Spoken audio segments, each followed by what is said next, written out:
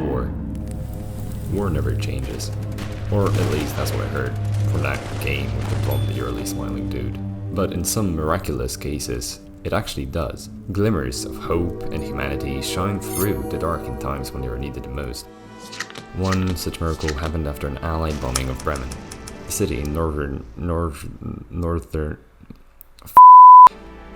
Germany, as a severely damaged B-17 carrying 9 still alive crewmates, including Charlie Brown, who happened to be the pilot of the plane, was approached by a German Bf-109 piloted by none other than Franz Stigler. Through the large holes in the fuselage, Stigler could see a frantic crew trying to save their fellow airmen. So he refrained from shooting it down. In an interview after the war, he compared shooting down the B-17 to shooting down a parachute, which, fun fact, is a war crime. But I don't really think that the mustache guy really cared about those, so it was pretty common practice.